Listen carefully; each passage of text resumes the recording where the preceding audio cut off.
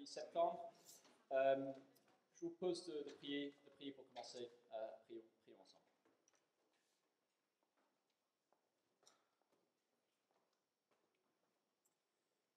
Dieu et Père, nous voulons te remercier parce que si nous sommes fils, nous sommes aussi héritiers de Dieu et co-héritiers avec Christ, si nous souffrons avec lui, afin aussi d'être glorifiés avec lui. Merci, notre Père, pour notre nouveau statut, notre nouvelle identité d'enfant du Dieu de l'univers. Merci pour toute la confiance, toute la joie, toute l'assurance que cela nous donne et toute la motivation aussi que ça nous donne de vivre pour toi. Merci aussi parce qu'un des bienfaits dont on jouit en tant que tes enfants, c'est de pouvoir t'appeler Père et aussi de t'écouter, de te connaître. Merci pour la joie de pouvoir te parler et de pouvoir t'entendre parler.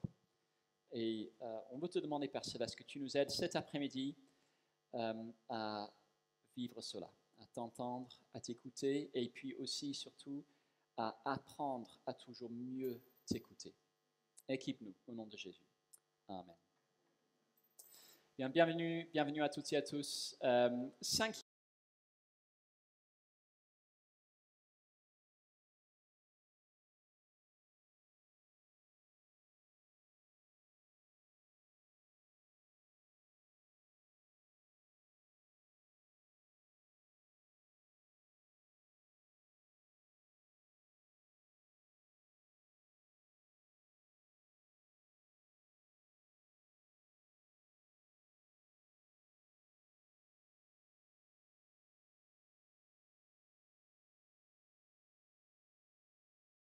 Et notamment pour moi, parce que pour un dimanche de la forme, je ne me sens pas très en forme. Je vais beaucoup moins parler que d'habitude, et c'est vous qui allez passer la majeure partie du temps qu'on va avoir ensemble à travailler ensemble autour de nos tables sur un livre biblique entier. En l'occurrence, il s'agit du livre de Tite. Pourquoi essayer de comprendre un livre biblique tout entier? Alors, pour les amis qui arrivent, je crois qu'il y a encore quelques livrets sur le bar au fond et puis il y a encore des places. Pourquoi essayer de comprendre un livre biblique tout entier? Est-ce que... je vous pose la question. Qu'est-ce qu'il pourrait y avoir comme avantage dans le fait d'apprendre à lire un livre entier? Gao. Avoir le contexte, oui, super. D'autres réflexions?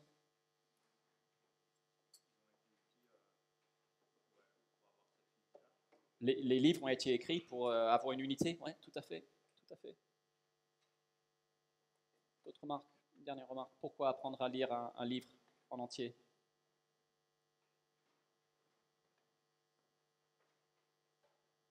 Alors, on va voir qu'il y a plein de raisons. On verra ça au fil de l'après-midi. Alors, c'est peut-être pas notre approche le plus souvent. J'imagine que, voilà, si vous êtes comme moi, quand on ouvre notre Bible le matin, on lit quelques versets, tout simplement, et on en reste là, et c'est très bien. C'est comme ça que je fais le plus souvent le matin quand je me lève. Pas le temps de lire un livre entier. Je suis dans Proverbes en ce moment, il y a 31 chapitres. Ce serait complètement contre-productif.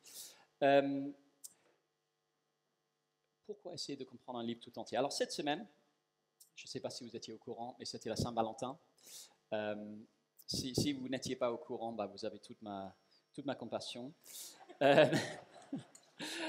C'était la Saint-Valentin. Voici une lettre d'amour pour la Saint-Valentin. Alors je précise que ce n'est pas moi qui l'ai écrite, j'ai trouvé sur Internet, pas pour l'offrir à Anne-Sophie, donc vous arrêtez tout de suite avec les vannes. Voilà, une lettre pour la Saint-Valentin sur laquelle je suis tombé. Vous allez voir, c'est vraiment la grande littérature. Chateaubriand. Ma douce Valentine, je sais que je ne dis pas souvent que je t'aime. Je sais que je devrais dire ces mots plus souvent. Alors je suis heureux d'avoir la chance de t'envoyer mon amour à la Saint-Valentin. Tu m'as dit un jour que les fleurs c'est super, mais que tu préférais que je te dise ce que je ressens. Alors voilà. Je t'aime le matin, je t'aime l'après-midi, je t'aime le soir. Je t'aime quand tu as l'air endormi et que tu n'es pas maquillé. Je t'aime quand tu es sur ton 31. Je t'aime quand tu es triste et je t'aime quand tu es en colère, mais pas autant. Je t'aime en tant qu'épouse et je t'aime en tant que mère de nos enfants. Je t'aime particulièrement quand je te regarde avec nos enfants. Tu es la meilleure. Voilà, la grande littérature. En tout cas, elle exprime quelque chose. C'est une lettre qui a un sens, qui a un message.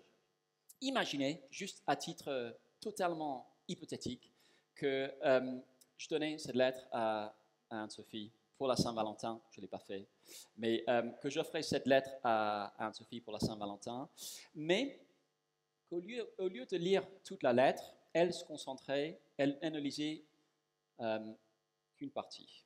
Alors si on peut passer un dépôt.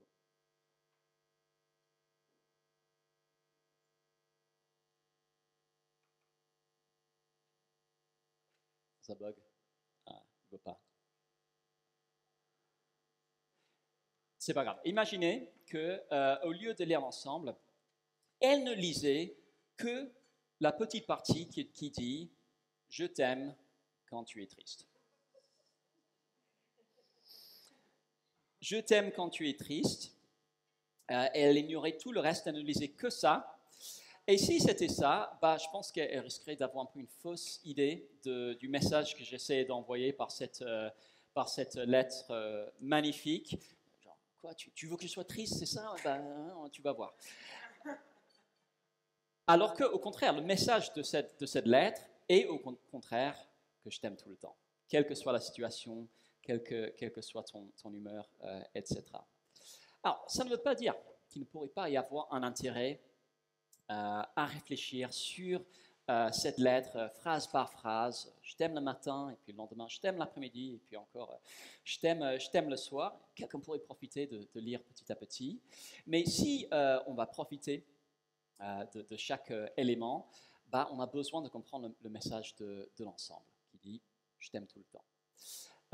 Et en fait, c'est seulement quand tu as compris l'ensemble qu'on comprend que je t'aime quand tu es triste ne veut pas dire je veux que tu sois triste, mais je t'aime quel que soit ton état. Et c'est un peu pareil avec la Bible, même si la Bible est quand même mieux écrite que ça, on gagne toujours à avoir une vision d'ensemble.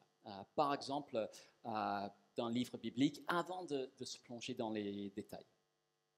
Une autre façon de le dire, c'est de dire que quand Dieu nous parle, le véhicule de sens premier n'est ni le verset biblique, ni même le passage biblique, c'est le livre biblique. Le véhicule de sens premier n'est ni le verset biblique, ni même le passage biblique, c'est le livre biblique, comme avec cette lettre. Le véhicule de sens premier, c'est la lettre dans son ensemble. Le truc à retenir, c'est le message global. Et pareil avec la Bible. Si on lit, par exemple, une lettre comme Romains ou comme Tite, qu'on va découvrir cet après-midi, on veut connaître le message de l'ensemble, pas juste les petits bouts, regarder les petits bouts de façon indépendante. On a peut-être l'habitude de penser verset ou de penser passage. Dieu nous invite à penser livre. Donc, notre objectif cet après-midi, c'est de nous faire une idée approximative du message de Tite. Évidemment, ce qu'on dit cet après-midi ne sera pas le dernier mot sur le livre de Tite. On va pas faire le tour, mais on va avoir une vision de l'ensemble, si ça me permet d'avancer. La dernière fois, on avait vu ce schéma. Ma tentative de représenter un petit peu comment on progresse dans la connaissance de Dieu en lisant la Bible. Et si la ligne bleue en haut, c'est, on pourrait dire, la compréhension parfaite, connaissance parfaite de Dieu. Et la ligne rouge, c'est notre niveau, notre degré de connaissance. L'idée étant qu'avec le temps, avec le travail, on arrive à avancer, à se rapprocher de la ligne bleue sans jamais la toucher. Et donc peut-être cet après-midi, on va commencer ici, et peut-être qu'à la fin de l'après-midi, on sera là. Mais c'est déjà bien, c'est déjà des progrès.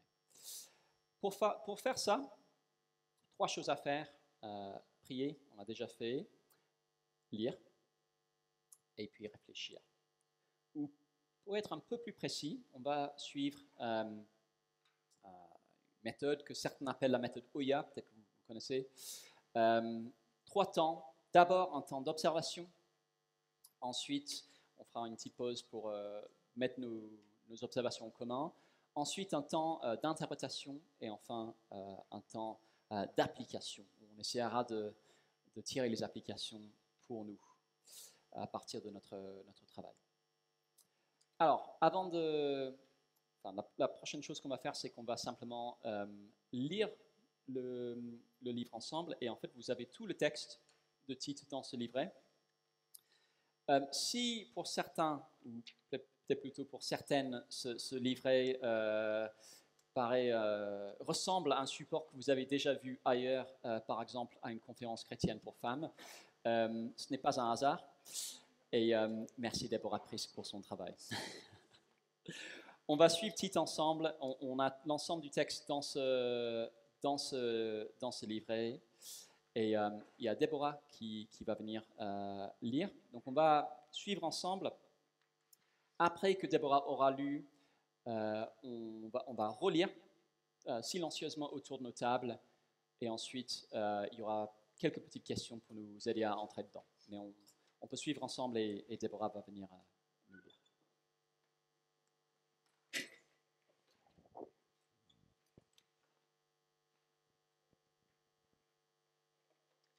J'attends que ce soit un peu bon pour tout le monde avant de commencer la lecture. Donc de Tite, version Colombe. Alors c'est parti. Paul, serviteur de Dieu et apôtre de Jésus-Christ, pour la foi des élus de Dieu et la connaissance de la vérité conforme à la piété, lesquels reposent sur l'espérance de la vie éternelle, promise avant l'origine des temps par le Dieu qui ne ment pas. Il a manifesté sa parole en son temps par la prédication qui m'a été confiée d'après l'ordre de Dieu notre Sauveur. Tite, mon enfant légitime en notre commune foi, grâce et paix de la part de Dieu le Père et du Christ Jésus-Christ notre Sauveur. Je t'ai laissé en Crète, afin que tu mettes en ordre ce qui reste à régler, et que selon mes instructions, tu établisses des anciens dans chaque ville, s'il s'y trouve quelque homme irréprochable, mari d'une seule femme, ayant des enfants fidèles, qui ne soient ni accusés de débauche, ni indisciplinés. Il faut en effet que l'évêque soit irréprochable, comme intendant de Dieu, qu'il ne soit ni arrogant, ni coléreux, ni adonné au vin, ni violent, ni aproguin, mais qu'il soit hospitalier, ami du bien, sensé, juste, consacré, maître de lui, attaché à la parole authentique, telle qu'elle a été enseignée, afin d'être capable d'exhorter selon la saine doctrine, de convaincre les contradicteurs. Il y a, en effet, surtout parmi les circoncis, beaucoup d'indisciplinés, de vains discoureurs et de séducteurs, auxquels il faut fermer la bouche. Ils bouleversent des familles entières en enseignant ce qu'il ne faut pas, pour un gain honteux. L'un d'entre eux, leur propre prophète, a dit « Crée-toi, toujours menteur, méchante bête, ventre paresseux ». Ce témoignage est vrai. C'est pourquoi reprends-les sévèrement, afin qu'ils aient une foi saine et qu'ils ne s'attachent pas à des fables judaïques et à des commandements d'hommes qui se détournent de la vérité. Tout est pur pour ceux qui sont purs, mais rien n'est pur pour ceux qui sont souillés et incrédules. Leur intelligence, aussi bien que leur conscience, est souillée. Ils font profession de connaître Dieu, mais ils le renient par leurs œuvres. Ils sont odieux, rebelles et incapables d'aucune bonne œuvre. Pour toi, dis ce qui est conforme à la saine doctrine. Dis que les vieillards doivent être sobres, respectables, sensés, saints dans la foi, dans l'amour, dans la patience. Dis que les femmes âgées doivent aussi avoir l'extérieur qui convient à la sainteté, n'être ni médisantes, ni asservies aux excès du vin, qu'elles doivent donner de bonnes instructions afin d'apprendre aux jeunes femmes à aimer leurs maris et leurs enfants, à être sensées, chastes, occupées aux soins domestiques, bonnes, soumises chacune à son propre mari, afin que la parole de Dieu ne soit pas calomniée. Exhorte de même les jeunes gens à être sensés à tout égard, en te montrant toi-même un modèle d'œuvre bonne et en donnant un enseignement pur, digne, une parole saine, inattaquable, afin que l'adversaire soit confus et n'ait aucun mal à dire de nous. Exhorte les esclaves à être soumis en tout à leur maître, à leur plaire, à ne pas être contradisants, à ne rien détourner, mais à montrer toujours une parfaite fidélité, afin de faire honorer en tout la doctrine de Dieu notre Sauveur. La grâce de Dieu, source de salut pour tous les hommes, a été manifestée. Elle nous enseigne à renoncer à l'impiété, au désir de ce monde et à vivre dans le siècle présent d'une manière sensée, juste et pieuse, en attendant la bienheureuse espérance et la manifestation de la gloire de notre grand Dieu et Sauveur, le Jésus-Christ. Il s'est donné lui-même pour nous, afin de nous racheter de toute iniquité et de se faire un peuple qui lui appartienne, purifié par lui et zélé par les œuvres bonnes. Ainsi dois-tu parler, exhorter et reprendre avec une pleine autorité. Que personne ne te méprise. Rappelle-leur d'être soumis au gouvernement et aux autorités, d'obéir, d'être prêt à toute œuvre bonne, de ne médire de personne, d'être paisible, conciliant, plein de douceur envers tous les hommes.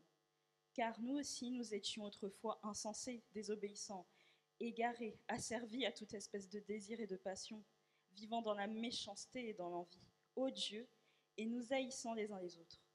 Mais lorsque la bonté de Dieu notre Sauveur et son amour pour les hommes ont été manifestés, il nous a sauvés, non parce que nous aurions fait des œuvres de justice, mais en vertu de sa propre miséricorde, par le bain de la régénération et le renouveau du Saint-Esprit.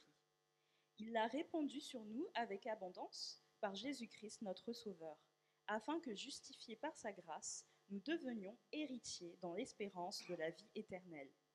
Cette parole est certaine et je veux que tu insistes là-dessus, afin que ceux qui ont cru en Dieu s'appliquent à exceller dans les œuvres bonnes. Voilà qui est beau et utile aux hommes.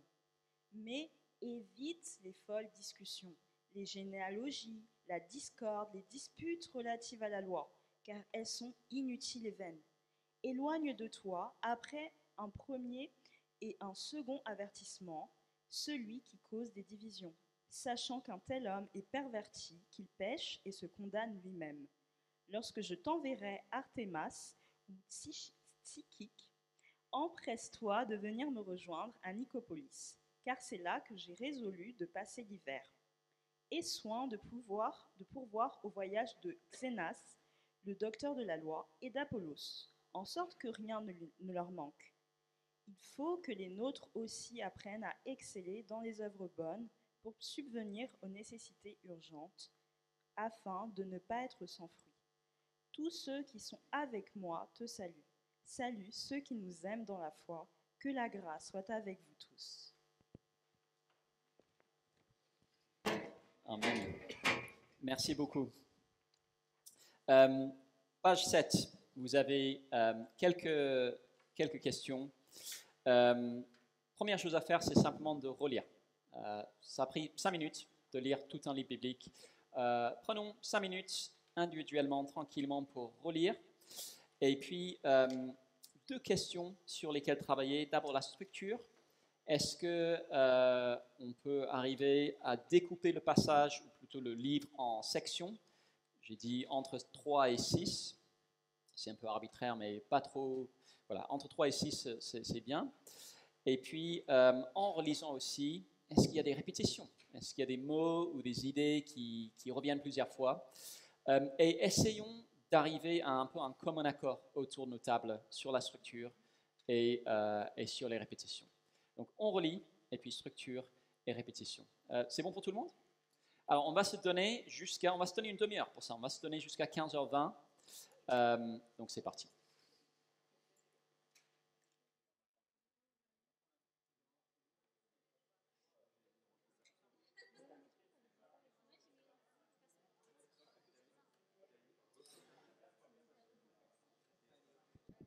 Ok, les amis. J'espère que vous avez eu plaisir à vous plonger dans le texte de Tite.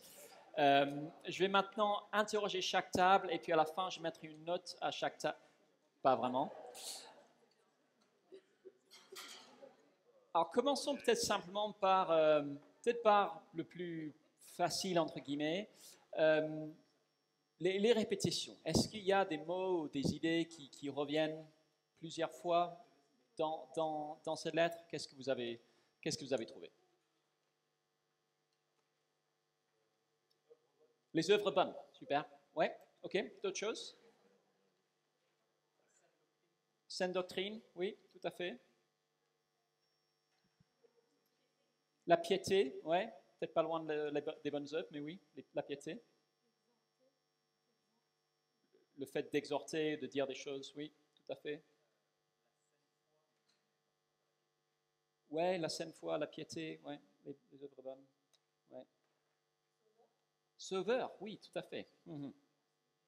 La soumission, oui.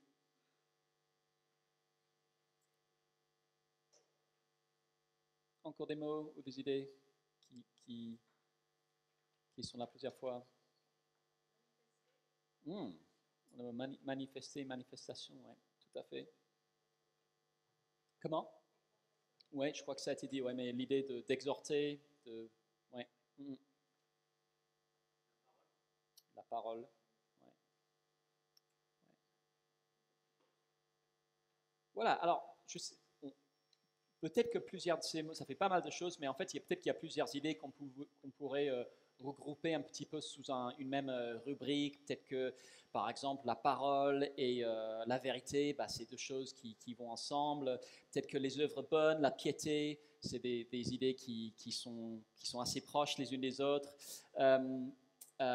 Personne n'a mentionné responsable, faux enseignants. Il y a quand même, ça parle pas mal des responsables et des enseignants. Dieu sauveur. Moi, j'avais noté aussi comment? La grâce, oui, tout à fait, oui. Et puis plusieurs personnes ont dit des exhortations, beaucoup de questions d'exhorter, de dire les choses. Pas loin de l'idée de Dieu comme sauveur, qu'Églantine a dit, j'avais noté le souci de Dieu pour le monde entier. Plusieurs fois question de Dieu qui se soucie de tous les hommes. Cette expression les hommes, tous les hommes qui est là plusieurs fois. Alors pour la structure, je ne vais pas obliger tout le monde à partager sa structure, mais peut-être est-ce qu'il y aurait un ou deux groupes qui brûlent d'envie de partager sa structure? Peut-être le groupe qui a fini avant tous les autres. Vas-y, gars. 6 parties.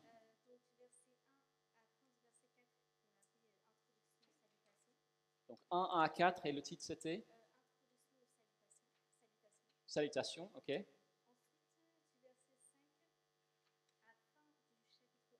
Donc verset 1, 5 jusqu'à la fin du premier chapitre, ok. Qu'est-ce qu'un bon leader? Ok, super.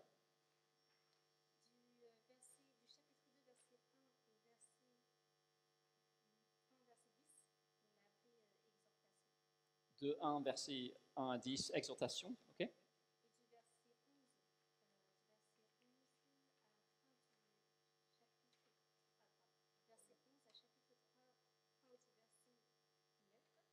Donc de 11 à 3, 9. 3, 8. L'évangile.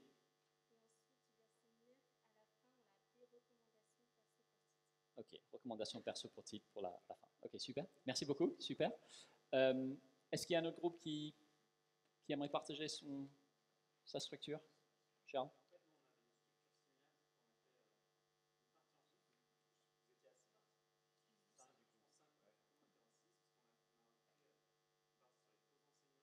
Ouais. Ok, parti sur les faux enseignants. Ouais. Ok. Et est-ce que du coup pour le reste c'était grosso modo? C'était similaire. Ok. Super. Alors, je montre ma structure, qui n'est pas la bonne structure. Hein. C'est une structure, c'est la mienne, mais qui vaut ce qu'elle vaut. Et vous êtes libre de dire à tout le mal que vous pensez ma structure après. Mais voilà, ça c'est... non, ça ne veut pas. Ah si, ok. Donc j'avais 1 à 4. Alors mes titres sont trop longs. Donc des titres courts sont supérieurs aux titres longs. Paul veut que les élus sachent que le vrai évangile transforme la vie. Ensuite, 1, 5 à 9, nomme donc des responsables dont la vie a été transformée par la vérité. 1, 10 à 15, car des faux responsables ressemblant à n'importe quel crétois répandent des mensonges. 10, 1 à 10, enseigne à l'Église le caractère transformé qui rend la vérité attrayante.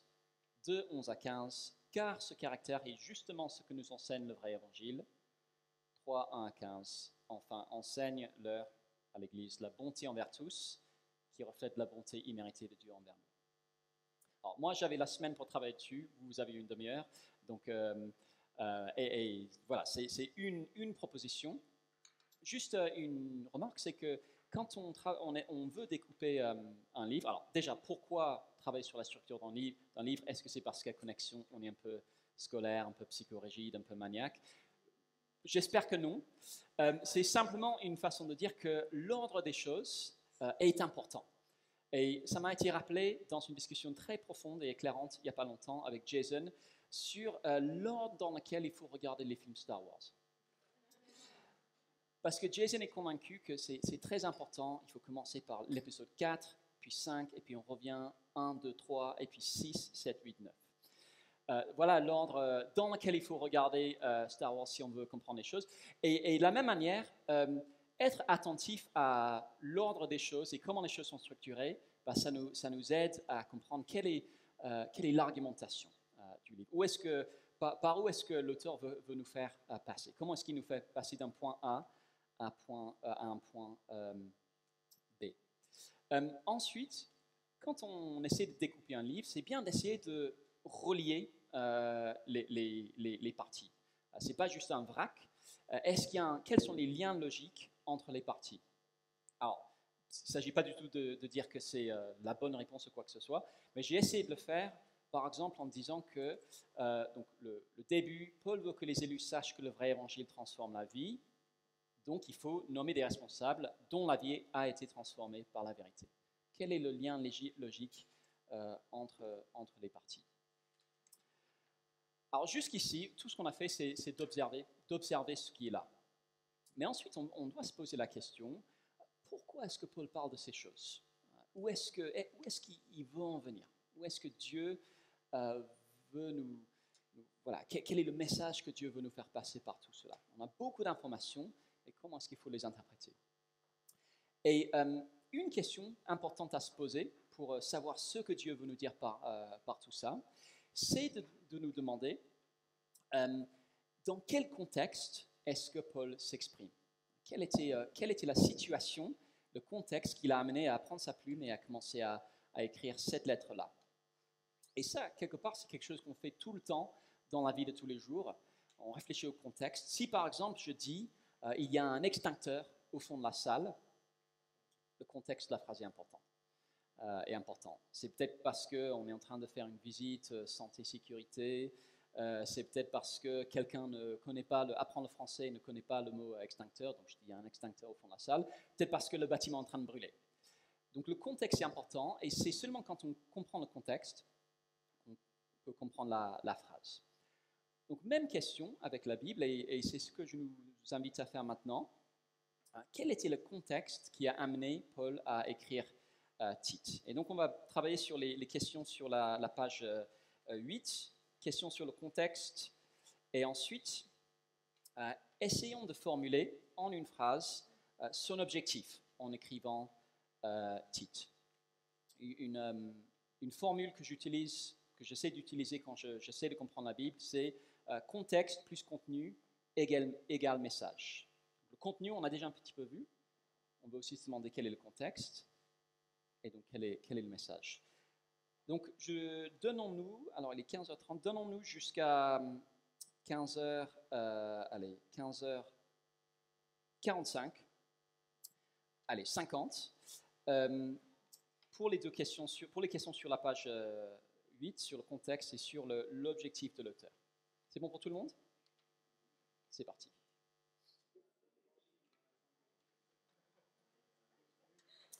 Ok les amis, on va revenir ensemble. Alors, quelque part, ce que je nous demande de faire, c'est très artificiel, parce qu'on essaie de faire en relativement peu de temps des choses que normalement on ferait on prendrait beaucoup plus de temps pour pour réfléchir sur ces choses. Il s'agit plus de donner un condensé, voilà, une idée de ce qu'on veut essayer de faire quand on lit un livre de la Bible, mais dans la vie normale, chut, certains stagiaires de l'Église Connexion pourraient se calmer. Dans, dans la vie normale, bien sûr qu'on prendrait beaucoup plus de temps pour faire ce travail. Cela étant dit, qu'est-ce que vous avez trouvé? Donc, au niveau du contexte, le contexte dans lequel Tite a été écrit, qu'est-ce qu'on a trouvé? Par exemple, commençons par Crète. Quel genre de contexte est Crète? Qu'est-ce qu'on peut dire sur Crète? Comment? Quelqu'un dit des bêtes méchantes?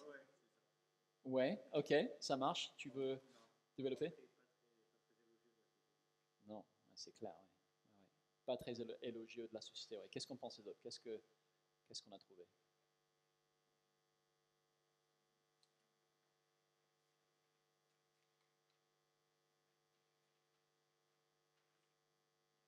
Un des versets clés, c'est peut-être 1 verset 12,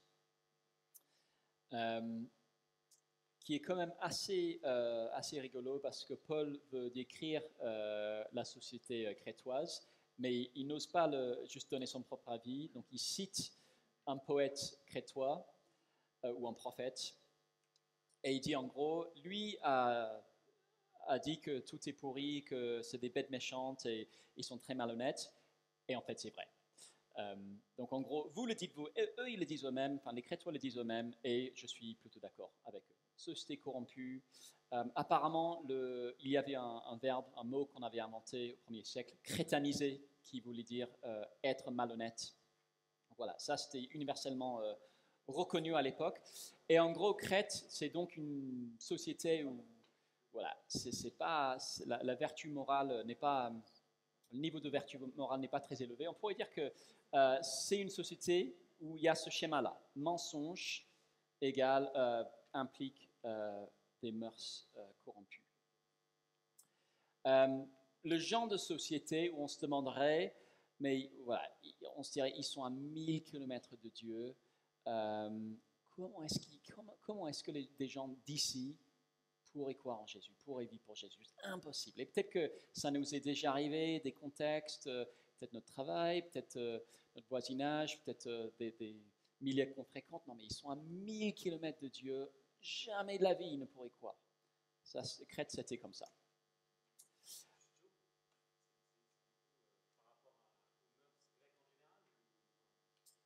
Bah oui, il cite un Crétois qui dit en gros que sur le plan moral, ça va pas. Et c'était, alors, ça, je veux dire, je pense que les indications dans le texte sont assez claires pour dire que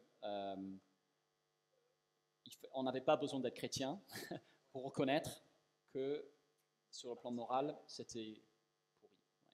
Voilà. Au niveau des églises, quel est le contexte des églises? Qu'est-ce qu'on a relevé?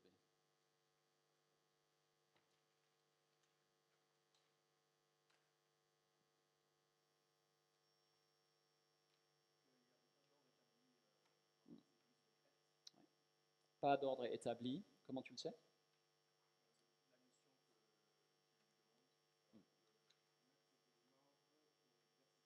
Ouais. Voilà. Donc, 1 verset 5, il fallait encore mettre de l'ordre. A priori des églises jeunes, pas encore de structure, il fallait aller nommer des anciens. Ok, donc il fallait des anciens. Quoi d'autre par rapport aux églises, leur situation, qui est assez évident? Oui.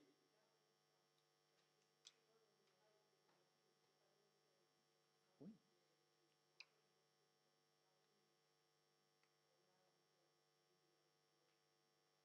Tout à fait. Donc la corruption n'était pas qu'à l'extérieur. C'était à l'extérieur, mais c'était entré dans l'Église.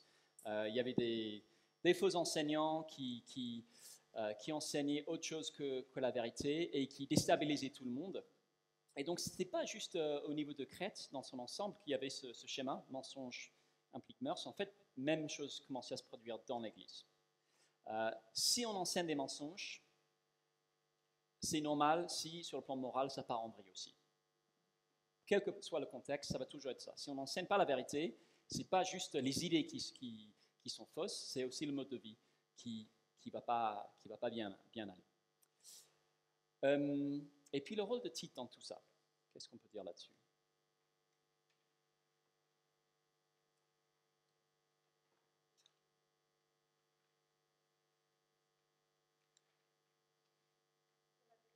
Dire la vérité. Ouais, dire la vérité et aussi dire ce qui est conforme à la saine doctrine. Ouais, voilà, donc deux choses, hein. La saine doctrine et ce qui est conforme à la saine doctrine, les comportements qui en découlent. Ouais. Tout à fait. Donc en gros, on a deux gros blocs qui parlent de ce que Tite doit enseigner aux chrétiens, chapitre 2, chapitre 3, avec des instructions détaillées pour un peu toutes les catégories, un peu tous les profils, les personnes plus âgées, c'est-à-dire plus de 40 ans, les personnes plus jeunes, les jeunes femmes mariées, les jeunes hommes, les esclaves. Et puis chapitre 3, c'est plus sur la vie en société, le rapport aux autorités, le rapport aux voisins. Et dans chacun de ces blocs, on a une petite pépite lumineuse qui parle de l'évangile. Donc 2, 11 à 14 et 3, 3 à 7. Et Paul dit à Timothée, enseigne l'évangile parce que c'est le moteur derrière la vie transformée qu'il décrit. C'est le moteur derrière la vie transformée pour les personnes âgées, les personnes plus jeunes, les esclaves, etc. Et donc, si on voulait schématiser, on pourrait dire que la mission de Tite, c'est l'inverse de ce schéma-là. Hein? Vérité égale piété. Dans un contexte où mensonge implique mœurs corrompues, un comportement qui n'est pas moral, la vérité produit la piété. Alors, quel est le but ultime? Est-ce que vous avez réussi à trouver une phrase pour exprimer l'objectif de l'auteur? Et je pense que Suzanne veut partager peut-être sa phrase. Alors, on ne va pas obliger tout le monde, mais est-ce que si vous avez une phrase, vous avez envie de partager?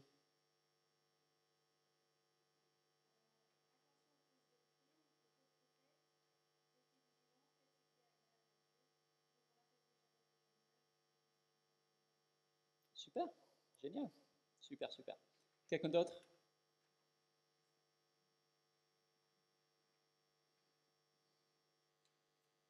Non. Allez, un autre groupe.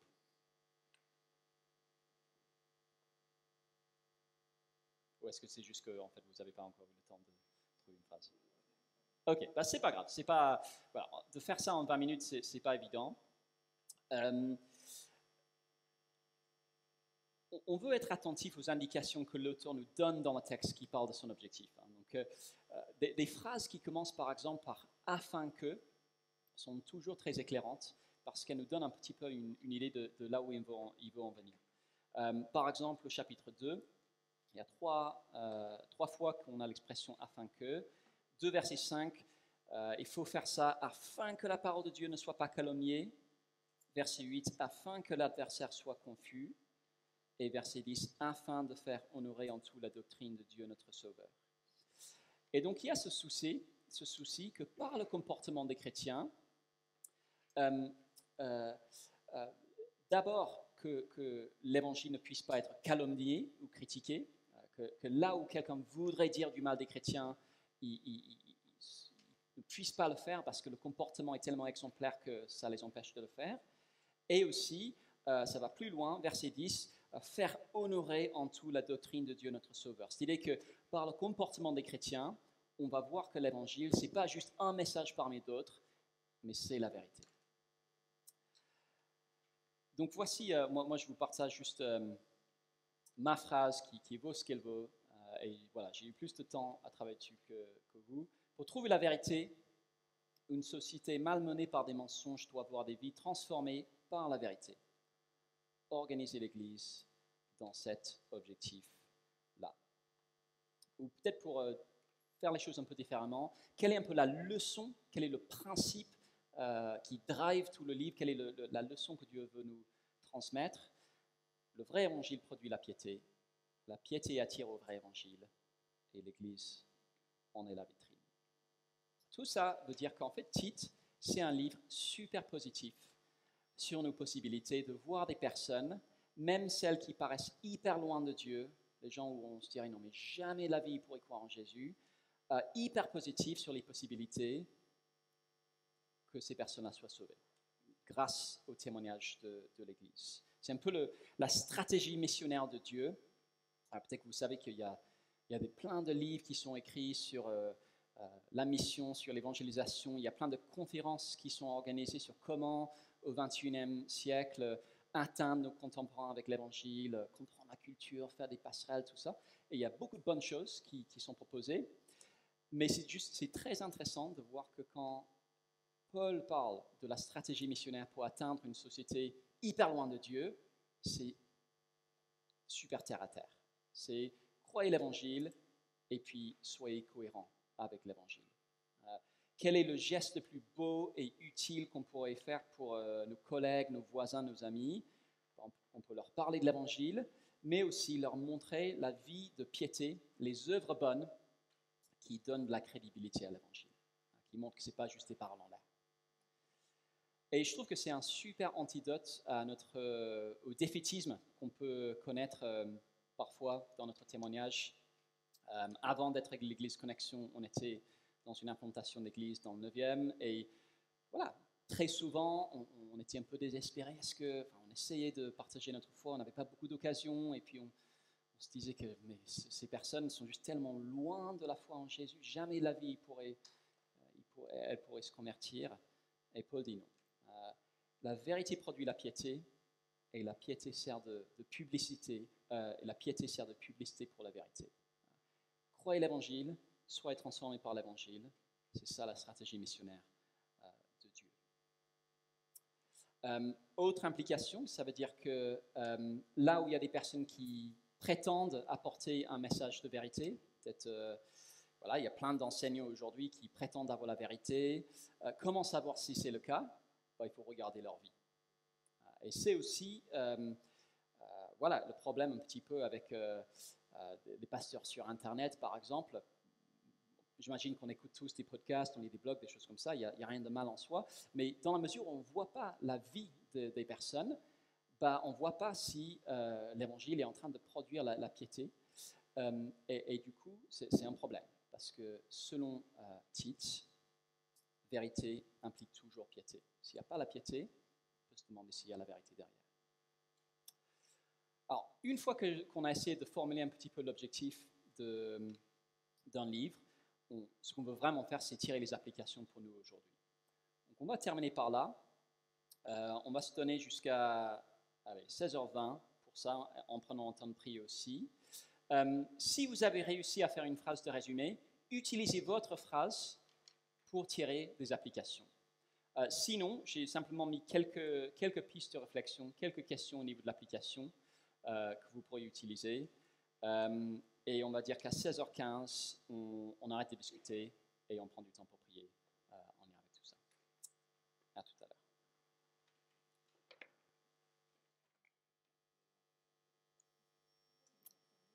Amen. Merci à vous tous. Merci pour votre travail. C'est vous qui avez... moi, j'ai eu une après-midi tranquille. Vous avez eu une après-midi de travail. Donc, merci. Comme je l'ai dit, c'est très artificiel ce qu'on vient de faire. Il s'agit...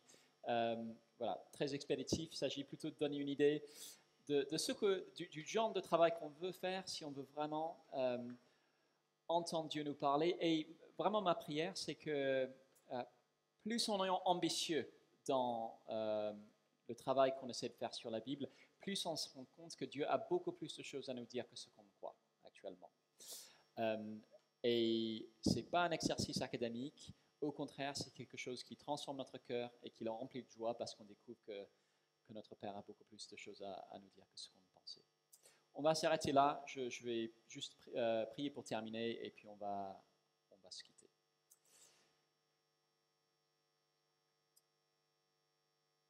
Dieu et Père, on veut te remercier parce que ta grâce s'est manifestée. Elle nous enseigne à renoncer à l'impiété et au désir de ce monde, et nous apprend à mener une vie sensée, pieuse, juste, une vie de droiture en attendant la bienheureuse, notre bienheureuse espérance, la manifestation de ta gloire.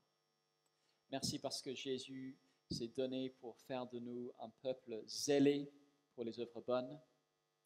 Et donc on veut te demander que tu nous aides à rester attachés à la vérité en tant qu'individu et aussi en tant qu'Église, et que, en étant attachés à cette vérité, on soit aussi transformés, aptes à produire les œuvres qui sont belles et utiles à tous les hommes.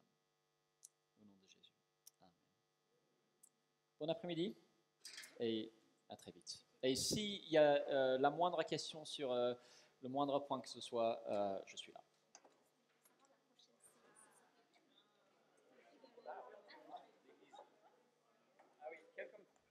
Quelqu'un vient juste me poser une question. Donc, vous avez le programme à la fin du livret, et la prochaine série sera sur le thème de l'Église. C'est quoi l'Église? Pourquoi c'est important? Comment ça marche? Etc.